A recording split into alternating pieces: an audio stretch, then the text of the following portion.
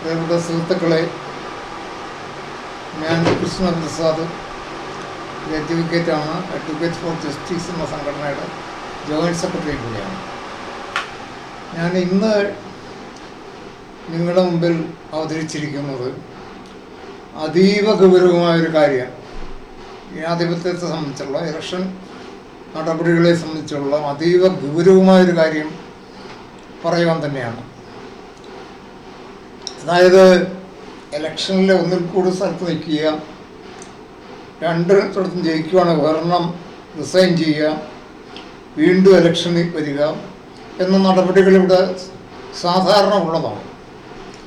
അത് സംബന്ധിച്ച് ഇപ്പോൾ ഒരു പ്രത്യേക സാഹചര്യം വരുന്നത്, നമ്മുടെ ബഹുമാനപ്പെട്ട അതിഥി സ്ഥാനാർത്ഥിയായിരുന്ന ശ്രീ രാഹുൽ ഗാന്ധി വയനാടിൽ നിന്ന് രാജിവെക്കുമ്പോഴാണ്, ഇതിൻ്റെ സ്ഥാനം ത്യജിക്കുമ്പോഴാണ്, അദ്ദേഹത്തിൻ്റെ വിജയത്തെ നിരാകരിക്കുമ്പോഴാണ്, ജനസമ്മതിയെ നിരാകരിക്കുമ്പോഴാണ്, ജനത്തിൻ്റെ സ്നേഹവും എന്താ പറയുക ആത്മാർത്ഥതയും നിരാകരിക്കുന്നതാണ്.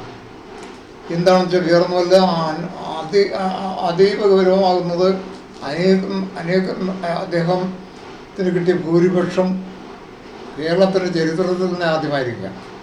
അങ്ങനെ ഒരാൾ അത് ഉപേക്ഷിച്ചിട്ട് വേറൊരു മണ്ഡലത്തേക്ക് പോകുമ്പോൾ അത് വളരെ ഗൗരവമുള്ള കാര്യമാണ്. ജനസമ്മതിയെ അവഹേളിക്കുന്ന നടപടിയാണ്. അത്തരം നടപടിയെ പ്രോത്സാഹിപ്പിക്കുന്നത് ശരിയല്ല. ഇവിടെ സംഭവിച്ചിരിക്കുന്നത് ഭീമമായ തുക മുടക്കിയാണ് ഇലക്ഷൻ നടത്തുന്നത്.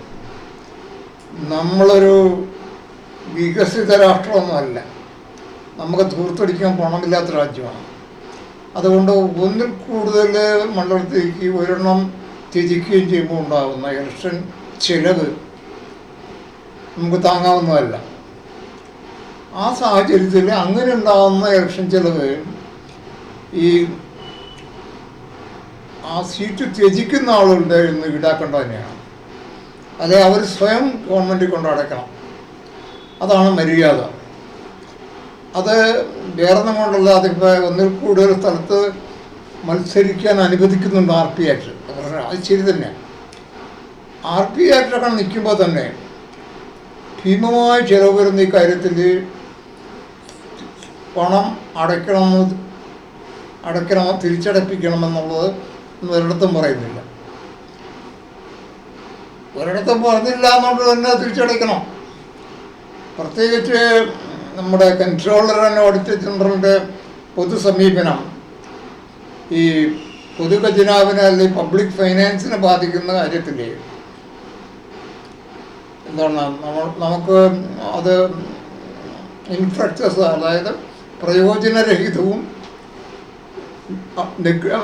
അവോയ്ഡബിളും ആയിട്ടുള്ള എക്സ്പെൻഡിച്ചർ വരുവാണെങ്കിൽ അത് ഉത്തരവാദിയായിൽ നിന്ന് ആ പണം തിരിച്ചെടുക്കണമെന്നുള്ള ഒരു നിർദ്ദേശം നിലവിലുണ്ട്.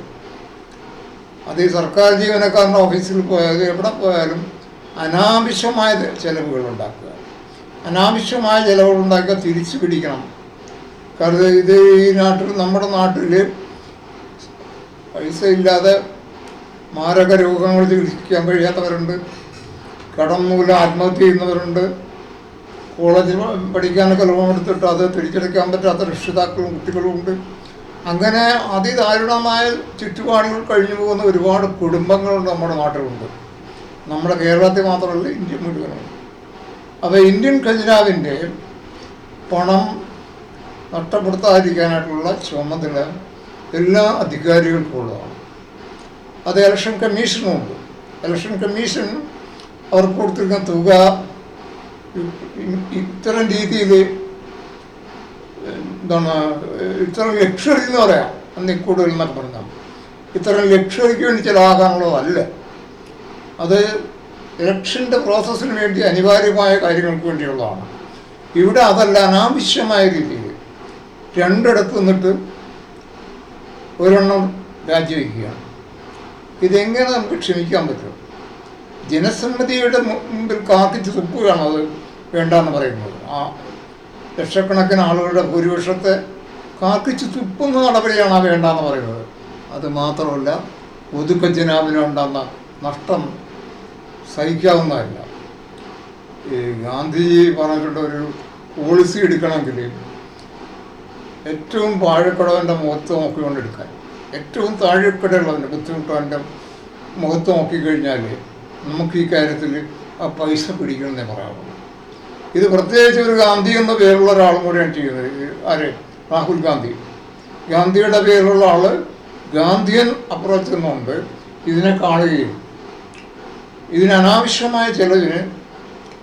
അനാവശ്യമായ ചിലവുണ്ടാക്കിയതിന് അറിഞ്ഞുകൊണ്ട് തന്നെയാണത്, അറിയാതെ ഒന്നുമല്ല, രണ്ടിടത്ത് നീക്കുകയാണ് ചെയ്തത്.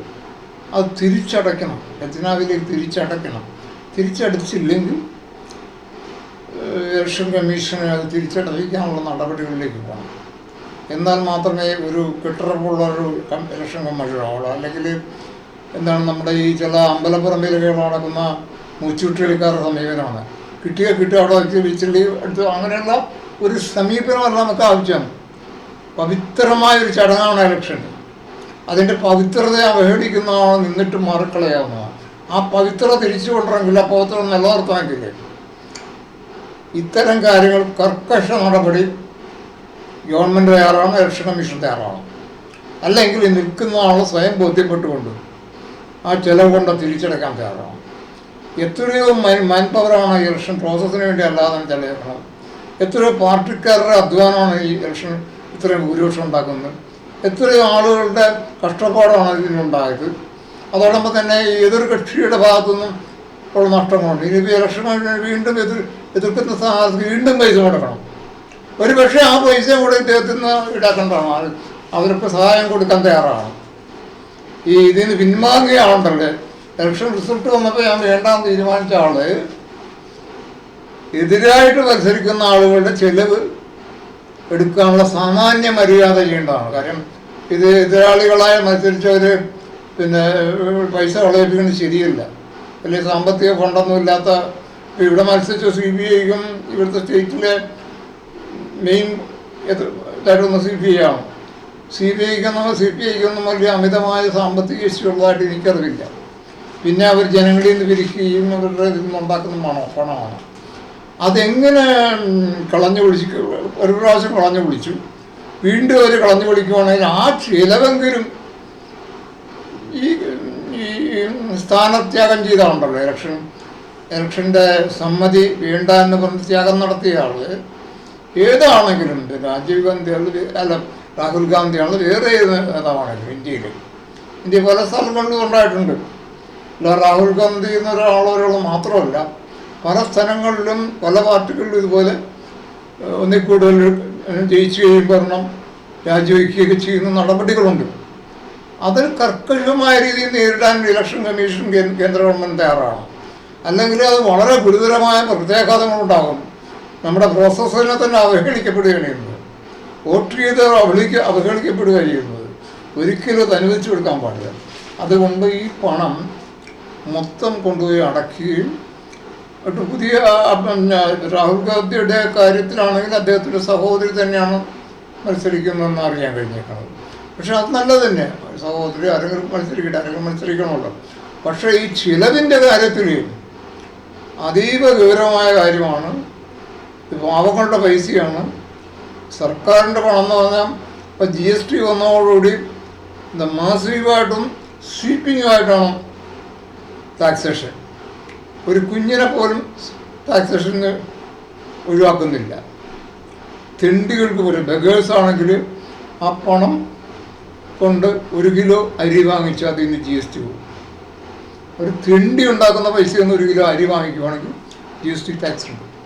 അപ്പോൾ അങ്ങനെയുള്ള ഒരു സ്വീപ്പിംഗ് ആയിട്ടുള്ളൊരു പാവപ്പെട്ടവൻ്റെ പണമാണ് ഇതിനു വേണ്ടി ഉപയോഗിക്കുന്ന വസ്തുത മനസ്സിലാക്കിയെങ്കിലും മിസ്റ്റർ രാഹുൽ ഗാന്ധി ചിലവായിട്ടുള്ള കേന്ദ്ര ഗവൺമെൻറ്റിനോ അല്ലെങ്കിൽ ഇലക്ഷൻ കമ്മീഷനുണ്ടായ നഷ്ടം പരിഹരിച്ച് ഇന്ത്യയുടെ ഒരു മാതൃകയാകണം. അങ്ങനെ ചെയ്യുകയാണെങ്കിൽ കോൺഗ്രസ് പാർട്ടിക്ക് എന്നും അഭിമാനിക്കാം. ഞങ്ങളുടെ കാൻഡിഡേറ്റ് വളരെ ബോധപൂർവവും വളരെ ശ്രദ്ധാപൂർവമായിട്ട് പൊതുഖജനാവിനെ രക്ഷിക്കാൻ മുന്നോട്ട് വന്നെന്നുള്ളത് അത് ഏറ്റവും അത്യാവശ്യമായ കാര്യമാണ്. അതൊരു മാതൃകയാകേണ്ട ആളാണ്. ഇന്ത്യയുടെ പ്രധാനമന്ത്രിയാകണം എന്ന് ആഗ്രഹിക്കുകയും നാട്ടിൽ കുറേ അധികം ആളുകൾ അദ്ദേഹം ആക്കണമെന്നുണ്ട്. ഇടതുപക്ഷ പാർട്ടികൾ പോലും രാഹുൽ ഗാന്ധി പ്രധാനമന്ത്രിയാകണം എന്നുള്ള ആഗ്രഹമുള്ളവരാണ്. അപ്പോൾ അതുകൊണ്ട് അവർക്കെല്ലാം ഒരു ആവേശമായിരിക്കും ഇങ്ങനെ പൈസ തിരിച്ചടയ്ക്കുകയാണെങ്കിൽ.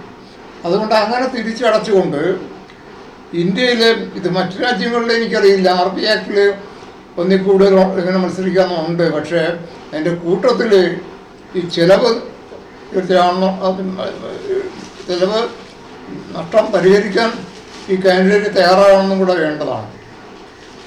ഈ കാര്യത്തിൽ നിയമപരമായ മാറ്റം വരുത്താൻ വേണ്ടി ഞാൻ പിന്നെ ഫോറം ഫോർ അഡ്വക്കേറ്റ് ഫോർ ജസ്റ്റിസിൻ്റെ ജോയിൻറ്റ് കൺവീനർ എന്നുള്ള ആളേക്ക് അത് നമ്മൾ ലോ കമ്മീഷൻ അയക്കുന്നുണ്ട്. അതായത് ഈ ഒരു വളരെ വിചിത്രമായ രീതിയിൽ ഒരുപാടിടത്ത് നിൽക്കാം, ഇഷ്ടമുള്ളവരെടുക്കാം എന്നുള്ള ആ ഒരു വകുപ്പ് നിലനിർത്തുകയാണെങ്കിൽ, അത് നിലനിർത്താനാണ് ഉദ്ദേശമെങ്കിൽ അതിൻ്റെ ഭാഗമായിട്ട് അതിലേക്കുള്ള ചിലവ് ഈ കാൻഡിഡേറ്റ് അടയ്ക്കണം എന്നുള്ളൊരു വ്യവസ്ഥയും കൂടെ കൊണ്ടുവരണം എന്ന് പറഞ്ഞ് ഞങ്ങളുടെ ഫോറം വളരെ സജീവമായി നിൽക്കുകയാണ്. അതിനുവേണ്ടി ലോ കമ്മീഷണർ തന്നെ നമ്മൾ ഉടനെ തന്നെ എഴുതുന്നുണ്ട്. ഇത് വെറും ഒരു വ്യക്തി ബന്ധമല്ല, രാഹുൽ ഗാന്ധി എന്ന വ്യക്തിയോടുള്ളതല്ല, ഒരു ഇലക്ഷൻ പ്രോസസ്സിന് നമ്മുടെ ജനാധിപത്യ പ്രക്രിയയെ മലിനപ്പെടുത്തുന്ന ഈ രീതിയിലുള്ള നടപടി, അതിൻ്റെ പവിത്രതയെ കളയുന്ന ഈ രീതിയിലുള്ള നടപടി നിന്ന് രാഷ്ട്രീയ നേതാക്കൾ ഒഴിവാകുന്നതിൻ്റെ ഭാഗമായിട്ടാണ് നമ്മൾ വളരെ ഗുരുതരമായ ഇത് നമ്മൾ ഇവിടെ അവതരിപ്പിക്കുന്നത്. നിങ്ങളെല്ലാവരും ചർച്ച ചെയ്യുകയും ആരോഗ്യകരമായ രീതിയിലുള്ള ഒരു ഇലക്ട്രൽ പ്രോസസ്സിന് നമ്മൾ എന്താ ചെയ്യേണ്ടതെന്നുള്ള സജഷൻ ഞങ്ങൾ കൊടുക്കുക, അല്ലെങ്കിൽ നിങ്ങൾക്ക് നേരിട്ട് ഇലക്ഷൻ കമ്മീഷന് കൊടുക്കാം, ലോ കമ്മീഷന് കൊടുക്കാം. ഏതായാലും ഗുരുതരമായൊരു പ്രശ്നമാണ് ഇവിടെ കേരളത്തിൽ സംജാതമായിരിക്കുന്നത്. വളരെയധികം പ്രതീക്ഷകളോടുകൂടി ലക്ഷക്കണക്കിന് ആൾക്കാർ വോട്ട് ചെയ്തിട്ട് ആ ലക്ഷക്കണക്കിന് ആളുകളെ അവഹേളിച്ചുകൊണ്ട് തൻ്റെ തെരഞ്ഞെടുപ്പിനെ നിഷ്പ്രഭമാക്കുകയാണ് ഈ മിസ്റ്റർ രാഹുൽ ഗാന്ധി ചെയ്തിട്ടത്. അത് ഒരിക്കലും യോഗ്യമല്ല, ഒരു പാർട്ടിയും അങ്ങനെ ചെയ്യുന്നത് ശരിയല്ല. അതുകൊണ്ട് അദ്ദേഹത്തിൽ നിന്ന് പണം പിടിക്കുകയും അദ്ദേഹം സ്വയം കൊണ്ടുപോയി ആ ചിലവ് തിരക്ക് എത്രയാണെന്ന് പറഞ്ഞ് അത് ഇലക്ഷൻ കമ്മീഷൻ തിരിച്ചു കൊടുക്കാനും തയ്യാറാകണമെന്നാണ് അഡ്വക്കേറ്റ് ഫോർ ജസ്റ്റിസ് എന്ന ഫോറത്തിന് വേണ്ടി ഞാൻ കൃഷ്ണപ്രസാദ് ആവശ്യപ്പെടുന്നത്. അത് നിങ്ങളുടെ ശ്രദ്ധയിലേക്ക് കൊണ്ടുവരികയാണ്. നമസ്കാരം.